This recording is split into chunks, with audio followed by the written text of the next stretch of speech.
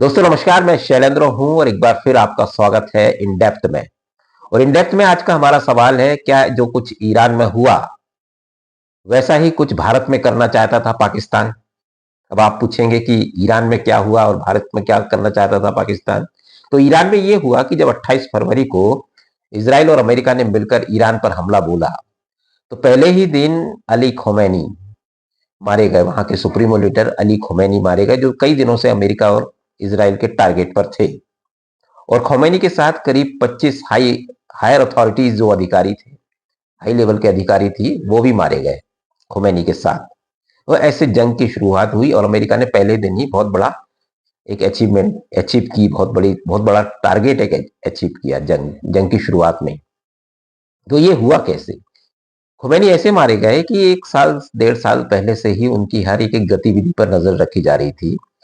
और पूरा ईरानी जो जो इजरायली खुफिया एजेंसी है मोसाद, उसको सब एक एक मूवमेंट का पता था उनका। वो 7 लेयर बंकर में नीचे रहते थे, लेकिन उसके बाद भी एक एक मूवमेंट को पकड़ रहा था मोसाद। तो ये कैसे संभव हो रहा था? वो ऐसे संभव हो रहा था कि इसराइल की खुफिया एजेंसी मोसाद ने सारे वो कैमरे हैक कर लिए थे जो सीसीटीवी कैमरे कहलाते हैं या जो ट्रैफिक में यूज होते हैं। सारे कैमरे 1 साल से या 6 महीने से हैक कर लिए थे और उनका सारा आउटपुट, जो भी उसका आउटपुट था, वो मोसाद के पास था। और उस सारी जानकारी के आधार पर वो पूरा प्लान कर रहा था। एक एक अधिकारी, एक एक गार्ड और खोमैनी की एक एक गतिविधि पर नजर रखिए, कब आ रहे हैं, कब जा रहे हैं, किसका क्या शेड्यूल है, कौन सा गार्ड कहाँ पर है। ये पूरी जानकारी वो बना रहे थे और उन्होंने तय कर लिया था कि हम मई जून तक खोमैनी को मार देंगे इस जानकारी के आधार पर। हालांकि वो उन्होंने पहले ही कर लिया फरवरी में, क्योंकि अचानक उन्हें पता लगा कि एक बहुत बड़ी मीटिंग करने के लिए वो बंकर से निकलने वाले हैं खोमैनी। और जिस बिल्डिंग में वो मीटिंग कर रहे थे अपने हायर अथॉरिटीज के साथ, वहां पर जाके इन्होंने हमला किया तो खोमैनी मारे गए। अब इसका भारत से क्या लिंक है? ये मैंने आपको बता दिया कि ईरान में ये हुआ। अब मैं कह रहा हूं कि ऐसा ही कुछ भारत में करना चाहता था पाकिस्तान, और उसका खुलासा हुआ है 2 दिन पहले, जब एक बड़ी कार्रवाई में गाजियाबाद में दिल्ली पुलिस की स्पेशल बेंच, जो स्पेशल सेल है, उसने एक एक जासूसी मॉड्यूल का खुलासा किया है।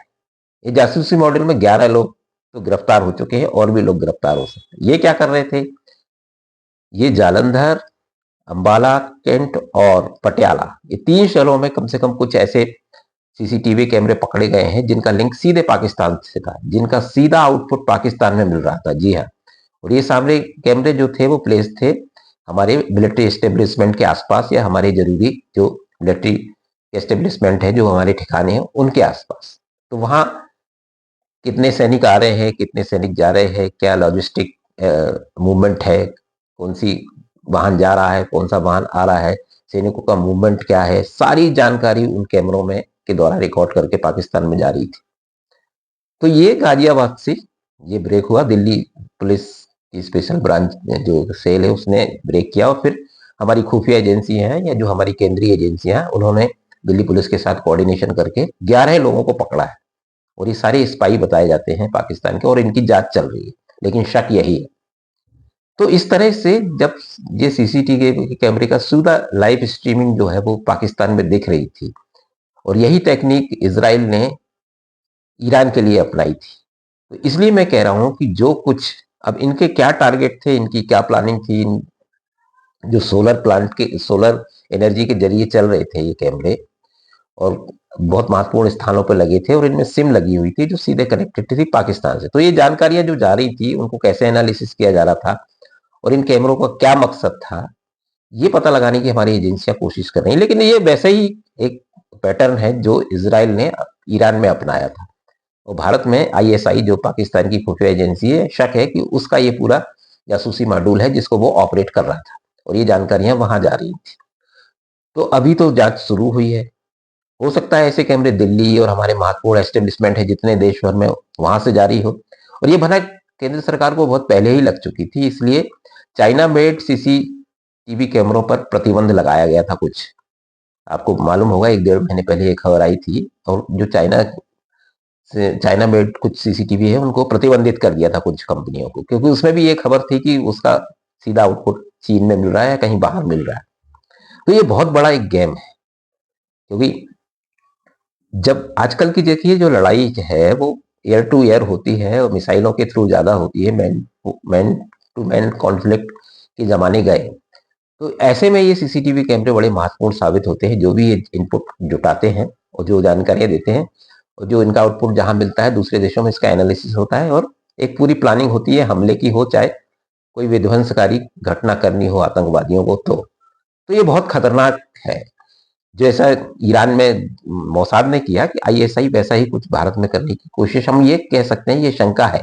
क्योंकि क्यों जानकारी जुटा रहा था, या कोई स्थिति बनती है, ऑपरेशन सिंदूर जैसी कोई कार्रवाई होती है या कोई कंफ्लिक्ट होता है, कोई वॉर होता है, तो उसमें ये जानकारियां काम आती। तो ये देखिए अब जो जमाना है वो लड़ाई जो है या जो इंटेलिजेंस पे काफी बेस्ड है।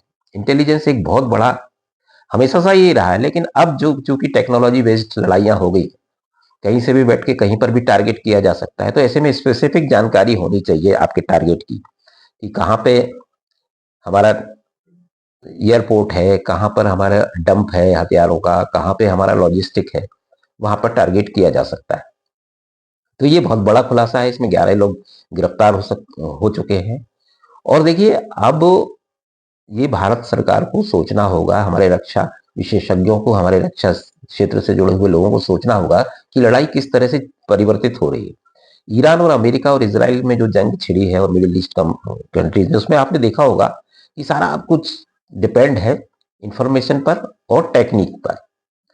जो जो जैसे आपने देखा होगा ड्रोन का इस्तेमाल काफी हो रहा है, और अब तो बात की जा रही है पायलटलेस एयरक्राफ्ट की, फाइटर जेट की। तो ये भी हो सकता है, और चीन ने तो ये बना भी लिए है, क्योंकि सितंबर में जब चीन में प्रदर्शनी लगी थी, उसमें चीन के उसमें रूस के राष्ट्रपति व्लादिमीर पुतिन और उत्तर कोरिया के राष्ट्राध्यक्ष, वो दोनों आए थे। तो उस प्रदर्शनी में भी ये सब कुछ दिखाया गया था, एआई बेस्ड हथियार। तो भारत में इसमें कदम से कदम मिलाना होगा भारत को दुनिया से, क्योंकि ये टेक्निक ही अब जंग में हार जीत का फैसला करेंगी। और ये जो 2 दिन पहले जो खुलासा हुआ है, जो हमारी जासूसी चल रही थी पाकिस्तान की आईएसआई के थ्रू, तो ये सारी चीजें लिंक होती हैं। ईरान, भारत, पाकिस्तान, चीन के हथियार, एआई टेक्निक, ये सब कुछ लिंक होता है। तो ये सब एक बड़ा महत्वपूर्ण बात है कि जैसा कुछ ईरान में किया इसराइल ने, कि अब ऐसा कुछ पाकिस्तान करना चाहता था, क्योंकि पाकिस्तान बड़ा डेस्परेट है भारत के खिलाफ। और जिस तरह से देखिए ऑपरेशन सिंदूर में भी एक खबर ज्यादा थोड़ी सी चर्चा में आई, लेकिन फिर उस पर ज्यादा चर्चा हुई नहीं। ये कहा गया, पाकिस्तान का दावा था, हालांकि वो भारत उसको मानता नहीं है, पाकिस्तान का दावा था कि हमने हमारे जो राफेल है, जब राफेल गिराने का उसने दावा किया था, तो उसने कहा था कि राफेल का जो पूरा सिस्टम है, जो पूरी टेक्निक है, वो हैक कर ली थी चीन ने, और पाकिस्तान को कंट्रोल में वो चीज चली गई थी और पाकिस्तान को जानकारियां दी गई, तो हमारा राफेल मार गिराया गया, क्योंकि वो जाम हो गया एक तरह से, हम आम बोलचाल में कहें तो। हालांकि उस खबर को ज्यादा तवज्जो नहीं दी गई, लेकिन ये हो सकता है, ये होगा कि राफेल का पूरा अपने हमारे एयरक्राफ्ट उड़े और पूरा हैक कर लिया गया उसको, सिस्टम को, और जहां वो टारगेट है वहां ना लगा के कहीं और टारगेट करने लगा। तो ये सब होगा। तो ये लिंक जो मिली है, इसलिए मैं इतना एनालिसिस कर रहा हूँ इसको, जो खुफिया कैमरों के जरिए जो जासूसी की बात सामने आई है। तो इस पर अब जांच आगे होगी, लेकिन ये बड़ी खबर है और भारत को इसमें सावधान रहने की जरूरत है और टेक्नोलॉजी से कदम ताल करने की जरूरत है। फिलहाल इस वीडियो में इतना ही, दीजिए इजाजत, नमस्कार।